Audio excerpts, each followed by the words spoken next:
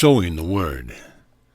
In the parable of the sower, Jesus teaches us some wonderful lessons in the right use of heavenly words. The sower soweth the Word. What is the Word? The Word here referred to is a divine state of being. A divine word represents an abstract quality of consciousness which is unrelated to anything on the relative plane.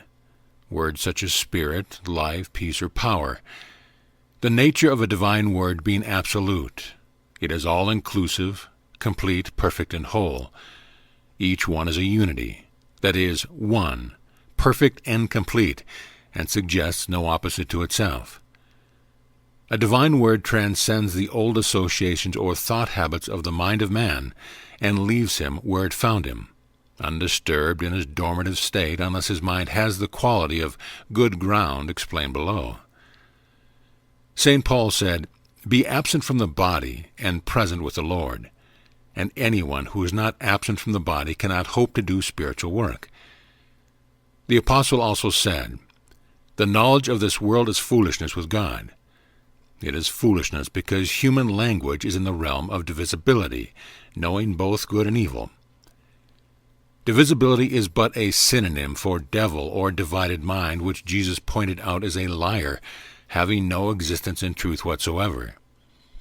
Devil is an abbreviation of the word divisibility and simply means that which is opposite of God or good. Human words are divisible, and divine words are indivisible, hence the word devil, which signifies anything that is opposed to God or good. It is obvious, therefore, that the continuity of evil conditions and the divided interest of the mind can be broken only as one enters into a realization of spirit which is no thing, but the infinite presence of all things. Before one can work in unity, he must leave the realm of things, for we cannot conceive of any one of the divine states of being as a thing. Divine words, being infinite, transcend the realm of things. They are independent of everything on the manifest plane, but being spiritual are equivalent to a realization of all things. The words that are in unity with God are omnipresent and fill all space, and are available to us at every instant. Lessons of this parable.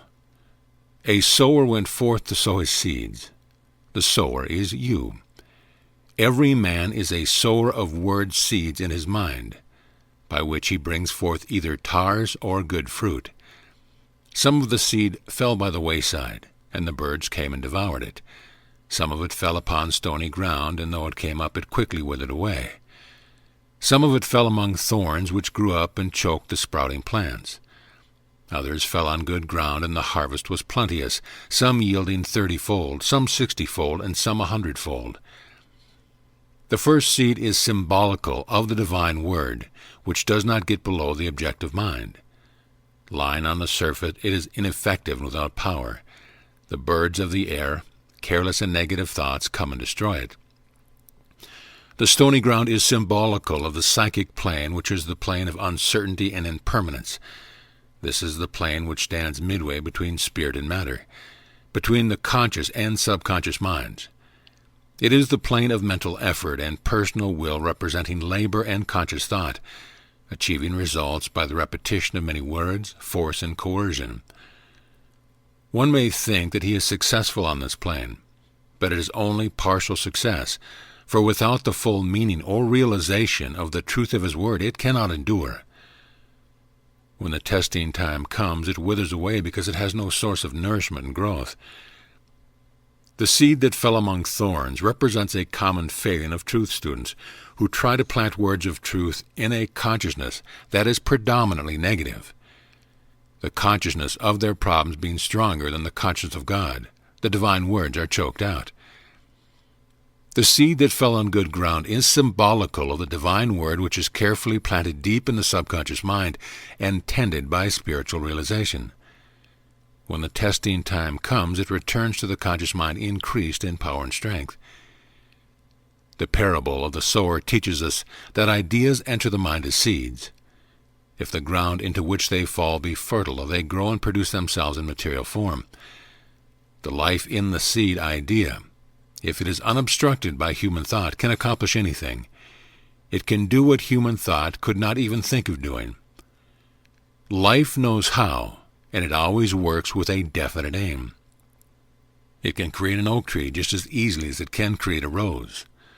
The only thing it demands of us is freedom of expression, that we let it do the choosing. It must have its way in us, or we shall reap a distorted image. We may not know how to bring forth substance as love, as health, or as food and clothing, but the life within us knows how.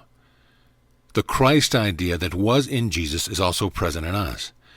It is present as a seed, and we can become the full manifestation of that idea by becoming one with it.